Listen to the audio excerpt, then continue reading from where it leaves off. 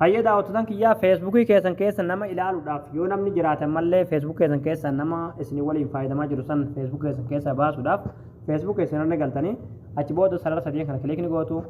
achi booda siitingis ka jedhamu kilikni gootu achi booda mallee siitingis ka jedhamu kilikni gootu achi booda paaspoort inda sikuuritii ka jedhamu kilikni gootu achi booda as jalatti jechuudha si'ool ka jettu ni jirti irratti kilikni gootu achi booda haala kanaan hunda isinii baasa jechuudha yoo bilbila keessan malee bilbilli biroodhaa kana keessa jiraate namni feesbuuk keessan isinii waliin fayyadamutu jira jechuudha kan akka iyyaa kanoo isinii baasa jechuudha asirratti akkuma argaa jirtan jechuudha S10 fi A32 feesbuukii kana keessatti fayyadamaa jira jechuudha amma akkuma asirratti isiniin jedhe maqaa bilbila keessanii malee maqaa bilbila biroodhaa feesbuuk keessan keessatti yoo agartan jechuudha namni biroodhaa feesbuuk keessan keessa jira namni biroodhaa iccitii keessan hunda hordofaa jira feesbuuk keessan keessaa baasuu qabna jechuudha haala itti adda baafachuu dandeessan maqaa bilbila keessanii yoo hin ta'in maqaa bilbila biroodhaa yoo isin baase feesbuukiin keessan bilbila nama biroo irratti banamaadha namni iccitii keessan hunda isin hordofaa jira jechuudha amma haalli itti ofirraa baasuu dandeessan as jalatti buuse jechuudha jalatti log out of association kan jettu ni jirti irratti kilikni gootu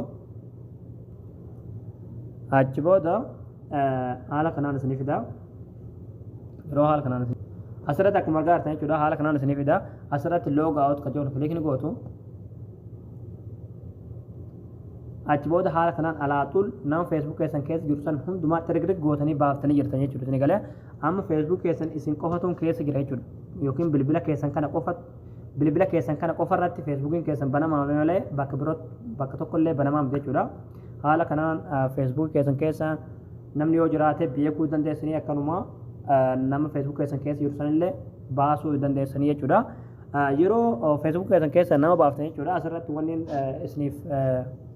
dhaamsa godhuu barbaadu jechuudha baaftanii qofaa dhiisuu osoo hin taane as jalatti change passport kan jettu ni jirti change passport kana kilik gootanii paaspoortii feesbuuk keessanii sun akka namni sun deebihee feesbuuk keessan isin waliin hin fayyadamne jijjiiruu hin dagatina jechuudha paaspoortii feesbuuk keessanii haala itti jiran beektan jedhan yaada yoo beekuu dhabdanis kan olii kan irratti jechuudha paaspoortii hamma dura fayyadamtan san itti guutan jechuudha kan jalaa kan lamman irratti immoo paaspoortii haarawaa amma itti uummachuu barbaadan guutaniituma seef cheenjisii kilik gootan jechuudha nama jiruu waan hin barbaanneefu kanaaf hin jijjiirin jechuudha